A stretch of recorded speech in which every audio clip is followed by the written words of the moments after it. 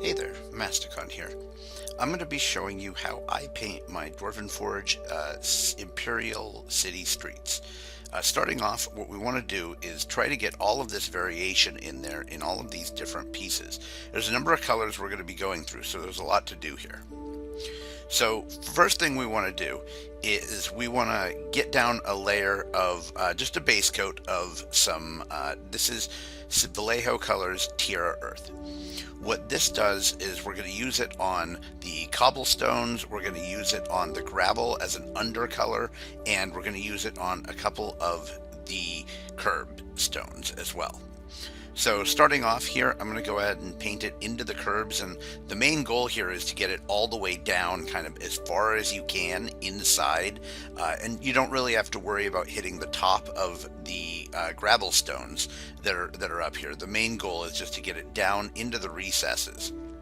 And you want to make sure you get a pretty good covering in here, but you really don't have to worry about covering the stones themselves. So be aware that this goes all the way across. It can require quite a bit of paint on some of the pieces with more of this gravel, and any of the road pieces have gravel. The alleys don't. So the street pieces do, but the alley pieces don't actually have any of the gravel here. Once we've done that, what we want to go ahead and do is just start painting a couple of the random stones, and we're going to pull out random stones. So I'm going to do a couple curb stones, and I'm going to kind of pick different ones, and then I'm going to just kind of randomly roll through a bunch of the cobblestones. Generally speaking, I don't want cobblestones that are right next to each other. I want to kind of keep it spread out a little bit, but I want to make sure I kind of get some of the color in all the different areas of this. Part of the reason for doing this is that Dwarven Forge pieces, if you get a set like this, you're going to have one piece, 8, 10 times, 4 times. You want to make them look different, even if they're right next to each other. So once I get the cobblestones down and doing the curbstones, I'll just go through, pick out a couple, and just go, okay, I'm going to do this one, and then just kind of jump over. Again, I don't want to do the ones right next to one that I do most of the time. I kind of want to keep it a little bit spread out. So I'm just going to start off with one of the stones right here and get that one going, and then we'll kind of speed through the rest of it because it takes a bit of time to run through it.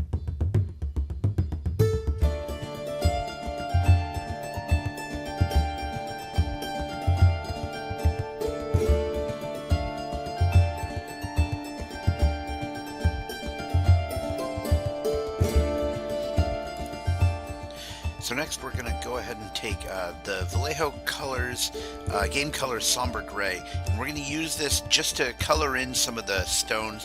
Again, just adding some differentiation across the piece. And again, we're just going to pick out some of the stones, a couple of random stones around, not next to each other, and maybe some of the curb stones as well.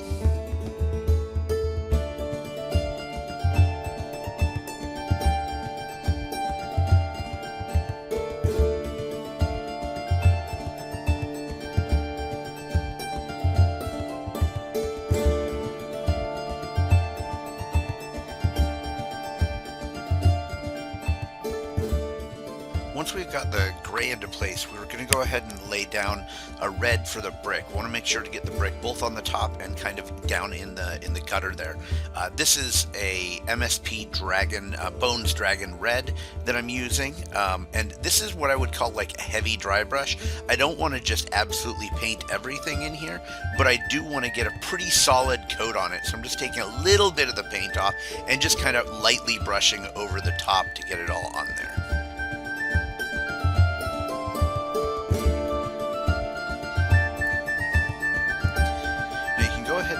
Another coat on this of a lighter red. I use Bones Heraldric red just to get a lighter coat, and that's just kind of to add a little bit of depth. Now I'm going to go back and I'm going to do a dry brush over most of the other things. And what I use for my standard dry brush is I use Vallejo Game Colors, and I use their they're gray.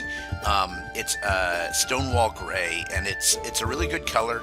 It does a pretty good job of just kind of providing it. And I'm going to do a really light dry brush over those. First off, over those stones, right? Over the stones and the gravel, and that's just you know, I want a good bit of paint on there, but I don't want to push down super hard. And then I'm going to swap over to more of a real dry brush here, and I'm going to hit basically everywhere that there's rocks except for the red of the brick. Everything else is going to get a coat of the dry brush on it.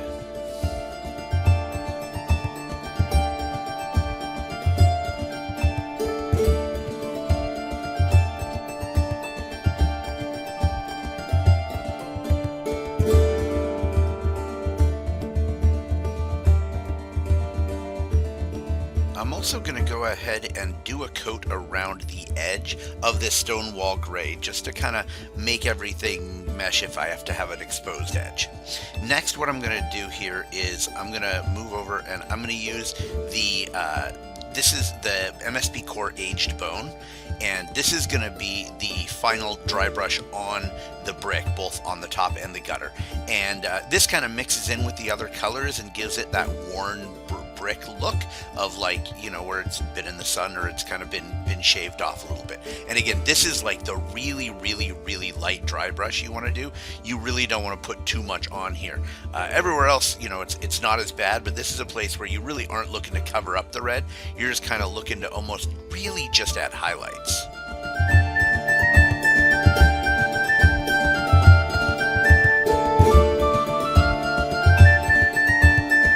Once we've got the grays down and we've got a coat on it, now we want to go back and do our greens.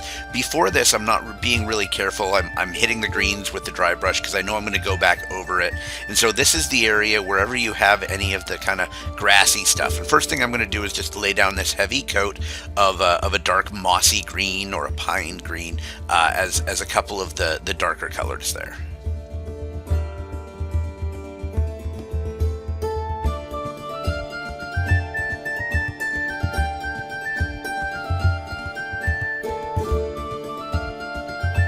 Once I've got that down, that's when I'm going to use the leaf green. This is MSP Core's leaf green, and I'm going to do again that kind of heavy dry brush where I'm not really I want a lot of paint on there, and I'm not just doing a really light brush. So I'm getting a fair bit of paint, take a little bit of it off, and then just do kind of one swab on each of the sections just to add a little depth. Sometimes it takes a couple swabs across it, but I'm not looking to cover up all of that mossy green that I had on there earlier either.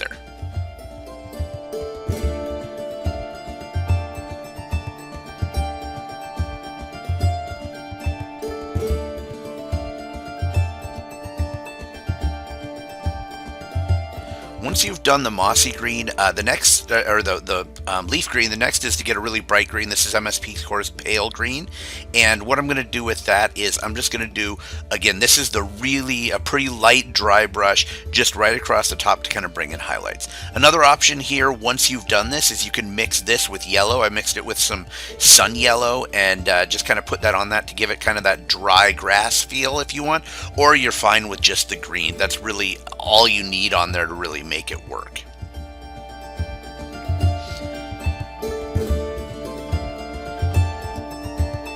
And then the final thing we're going to do here is we're going to go ahead and give it a wash. I wash all my pieces. It has an interesting effect of kind of bringing everything together and making it mesh and look like it's all one piece. It does decrease how bright it is and give it a kind of slightly glossy sheen, so maybe you don't want to do that, but this is something I've chosen to do on my pieces. I've initially used Games Workshop Agrax Earthshade, but the cost of that at like $7 a bottle made it that really it's worth me going out and making my own wash. So this is my own wash that's just a clone of Agrax Earthshade there. And you see I'm just putting on a decent coat on pretty much everything and going around the sides as well. And that kind of just ties the whole piece together, and you can see what it looks like in the end there. So I hope you enjoyed watching this. I hope it was useful. Maybe I'll put out some more other videos as we get into Wildlands and some of the paint from that.